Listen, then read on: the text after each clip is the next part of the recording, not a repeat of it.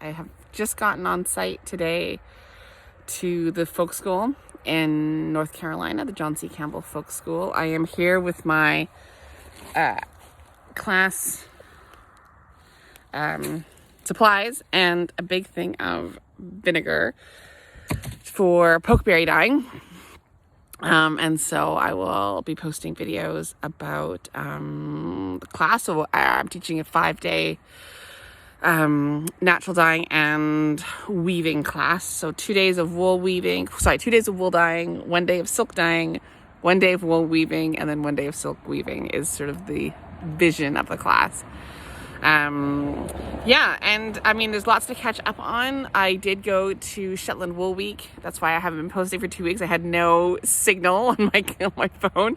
So I have lots of photos to share from Shetland Wool Week. I have lots of video to share with you. I'm just putting that together, but I am landed. Our flight got in last night and we just made it onto site.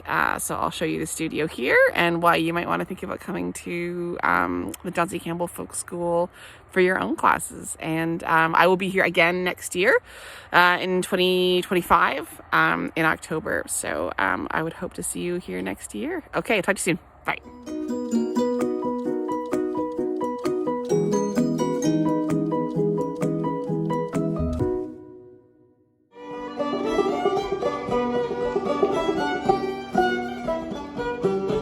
So what is a folk school? A folk school is a space dedicated to ancestral skills, especially from a perspective of an intergenerational space. And I wanted to show why John C. Campbell was really cool. So here are some of the classes that were wrapping up at the same time that mine did.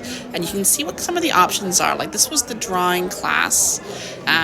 Here was the weaving. This is an ikat weaver who came to teach. So the idea is you have 5 days to teach. And then on that 5th day, on that Friday, you get to see what all the other classes were doing. They put up sort of this little display area in the community space. So there was the wood turner was out, and you got to kind of see, okay, what are other people doing? This is Laura Walking Stick doing her stunning corn husk dolls. I never really seen anything quite like that. And then there was silversmithing. There's usually like a fine jewelry course on at the same time. I just wanted to give you a taste of what some of the other options were. This was the wood carving. Obviously, it was at Halloween, so you can see some of those Halloween shapes. But some of this was pretty amazing.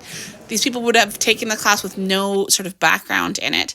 I wanted to do 5 days dedicated to dyeing, especially with stuff that was growing on site, as well as then weaving with it. But there's other options too, like my husband, who is in the maroon, came as well for the music class.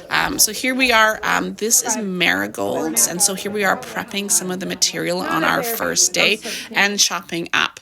One of the things we got access to was the dye garden on site that had lots of madder root. So we were able to harvest fresh roots, which I hadn't done before. And chopping them up in preparation for dyeing. And it was neat. I had heard that these were really hard to chop up. I didn't find that. We did end up using, once they were sort of chopped into inch or two, we did put them in the blender. And then we spent the day dyeing. And then the first day we did lots of yellows and reds and purples. In the evening, there's lots of different things happening. Like on the left diagonal,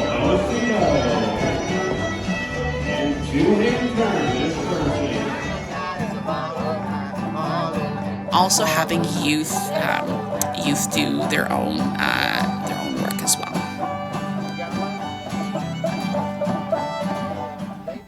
So starting on that second day, here we go.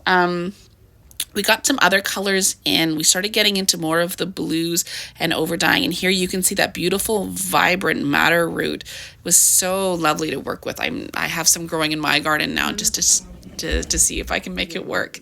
And then once everything was dyed and dried, we balled it up. It took a few hours to do that, but then when we were all ready, people got to sort of pick the colors that they wanted to use.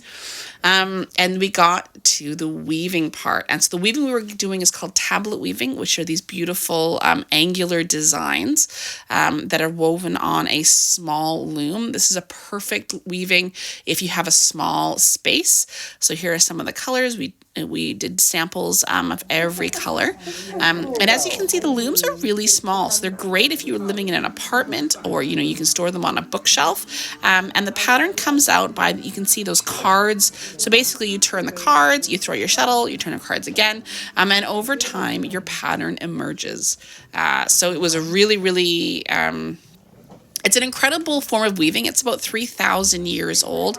And there's, it's been used by many cultures in different parts of the world, in South America, Europe, Asia, and it's still fairly popular, I think, especially sort of if you don't have room for a full-size floor loom. And then there's always music, Appalachia music playing.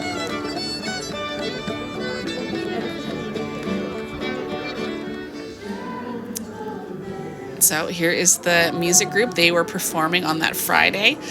So the rest of us were setting up our tables, and here they are presenting theirs. And then we had to do our own display of what we had been up to. So we wanted to show the colors that we got, as well as the weaving. Here's somebody who did a hat band, which I thought looked fantastic. And then just showing out some of the different ways that we had been tablet weaving throughout the week.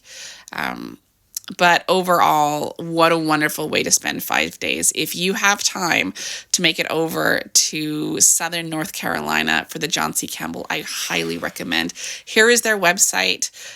Please go take a look at some of their classes. And then as we flew through Atlanta, Georgia, we did get to go to the aquarium with their 9 million gallon tank. Highly worth it. What a great trip. And I hope to see you next year. I'll be back out in October.